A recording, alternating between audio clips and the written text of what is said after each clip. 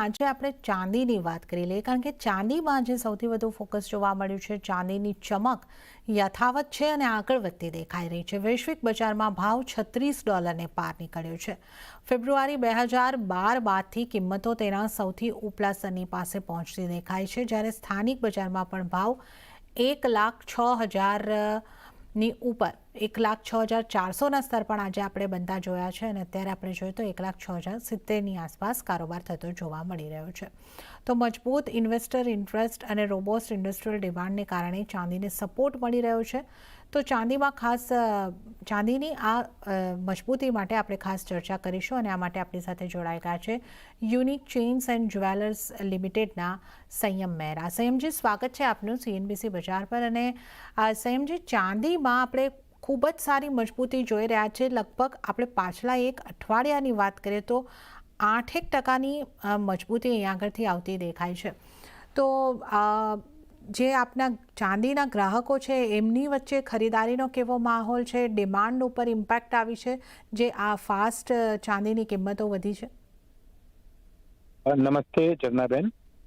देखिए, जो चांदी की डिमांड है पिछले 15 दिन से बहुत अच्छी है और सेफ हेवन डिमांड, जैसे कि रशिया और यूक्रेन की जो वॉर के वजह से जो safe haven driving force silver बनी है। आपको एक और बात बता दूं, Russia is the top 10 silver producer है पूरे वर्ल्ड का, जिसके वजह से सप्लाई चेन क्रंच का भी इसके अंदर बहुत ज़्यादा इशू आने के संकेत हैं। इंडस्ट्रियल डिमांड जो क्लीन एनर्जी और इलेक्ट्रॉनिक सेक्टर के अंदर बढ़ रहे हैं, ग्रीन टेक्नोलॉजीज के अंदर बढ़ रहे हैं, वो भी सिल्वर को बहुत बूस्ट कर रहे हैं। उसके अंदर भी सिल्वर बहुत ज़्यादा आगे चल रहा है। यूएस डॉलर, जैसे बताया, डॉलर इंडेक्स वीक हो रहा है। ट्रंप की और मस्क के अंदर जो आर्ग्यूमेंट्स हो रही हैं, इंडस्ट्रियल वर्ल्ड के अंदर स्ट्रेस का माहौल बन रहा है, उस सब वजह से सिल्वर का जो रेट्स है वो धीरे धीरे बढ़ रहे हैं। अभी $36.3 है इंटरनेशनल रेट्स और 1,06,400 के आसपास के रेट्स अभी टच हुए हैं। लेकिन चांदी की अभी जो एनर्जी और स्टीम है अभी तक खत्म नहीं हुई है। हाल ही के अंदर सिल्वर के शोज हो रहे हैं।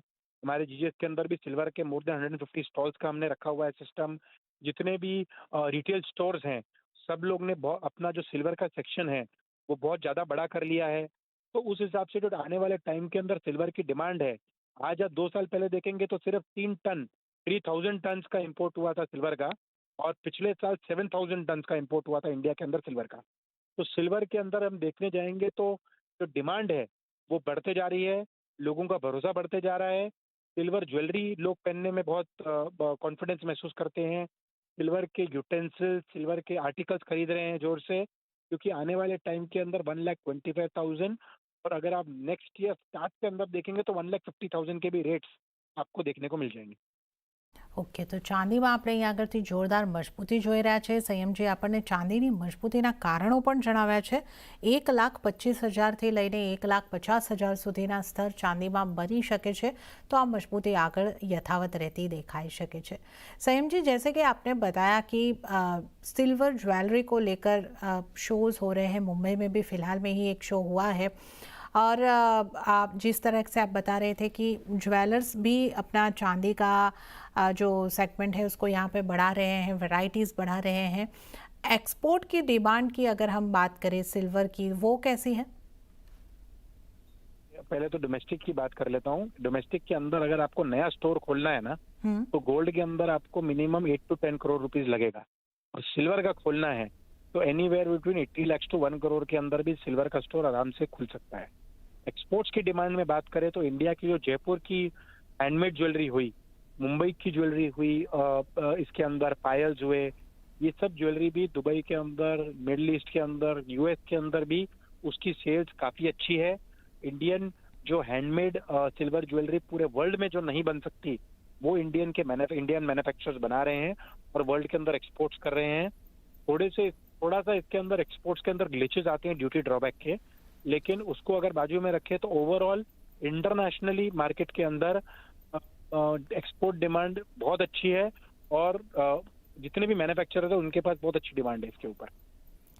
जी संयम जी, तो आपका बहुत बहुत धन्यवाद हमारे साथ जुड़ने के लिए और हमारे साथ સિલ્વર કે બારે में ચર્ચા કરને કે लिए. તો ચાંદીની ડિમાન્ડ ડોમેસ્ટિક પણ છે અને એક્સપોર્ટની ડિમાન્ડ પણ અહીં આગળથી સારી આવી રહી છે. આપણી સાથે દીપેન શાહ પણ જોડાયેલા છે. દીપેનજી, જે અહીં આગળથી આપણે સંયમજી સાથે વાત કરી રહ્યા હતા, તો જ્વેલર્સ અહીં આગળથી ચાંદીની મજબૂતીને આગળ વધતી જોઈ રહ્યા છે. 1,25,000, 1,50,000ના સ્તર બનવાની સંભાવનાઓ અહીં આગળથી જોઈ રહ્યા છે. આપે સિલ્વરનું આઉટ પરફોર્મન્સની ઘણા પહેલાંથી વાત કરી છે.